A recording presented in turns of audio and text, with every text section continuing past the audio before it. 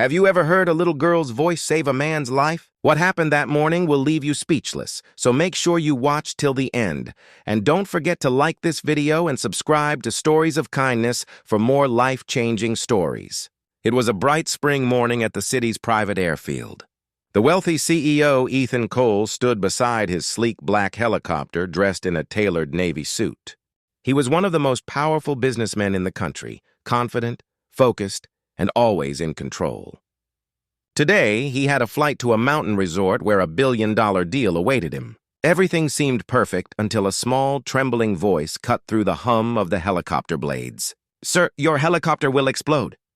Ethan turned, startled. Standing a few feet away was a little girl no older than 6. Her big brown eyes were filled with panic, her small hands clutching a worn-out teddy bear. Beside her stood a man in his early 30s, rugged, wearing a faded mechanic's jacket, clearly not someone from Ethan's world. The man quickly pulled the girl back. "I'm so sorry, sir," he said, embarrassed. "She didn't mean that. Please excuse her." But Ethan wasn't angry. He was confused. "What did you say, sweetheart?" he asked, kneeling slightly so he could look at her. The little girl's lip trembled. "Your helicopter, it's going to blow up. I saw smoke coming out of the back part when you walked away." Ethan frowned. "Smoke?" He looked over at his pilot, who shrugged dismissively. "Just the exhaust, sir." "Everything's fine." But something about the girl's frightened eyes made Ethan hesitate. The father, Mark, apologized again. "She's been anxious lately," he explained quietly. "We lost her mother last year in an accident, and sometimes she says things out of fear." Ethan's heart softened for a moment, but he was already late. He forced a polite smile. "It's okay. Kids have wild imaginations." He gave a brief nod to his pilot. "Let's go." But just as Ethan was about to step into the helicopter, the little girl screamed, "Don't go! Please!" The desperation in her voice stopped everyone in their tracks. Her tiny face was pale, tears running down her cheeks. "It's going to explode!" "Don't go!" Her father tried to hush her, but Ethan could no longer ignore it. Against his instincts, he decided to check. "All right," he said slowly, turning to the ground crew. "Let's inspect it again, top to bottom." The pilot sighed but nodded. Within minutes, one of the mechanics climbed under the tail section. Moments later, his voice echoed, shaking with shock. "Sir, there's a fuel leak. A big one. If we'd taken off, it could have ignited in midair." Ethan's eyes widened, his heart pounding. He stared at the little girl who had just saved his life. The entire crew froze in disbelief. Even her father looked stunned.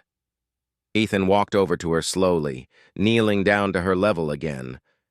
"You saved my life," he said softly. "How did you know?"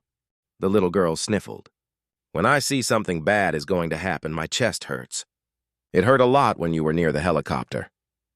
Her innocent honesty made Ethan's throat tighten. He turned to Mark. "You said you're a mechanic?" Mark nodded, still shaken. "Yes, sir. I was just bringing her here to drop off an application for work. I used to work on aircraft before my wife passed." Ethan took a deep breath, realizing fate had just placed 2 lives in front of him for a reason. "You just saved me from an explosion," he said, looking between father and daughter. "The least I can do is return the favor." "You're hired, right now." Mark stared at him in disbelief. "Sir, are you serious?" Ethan smiled for the first time that morning. "Dead serious.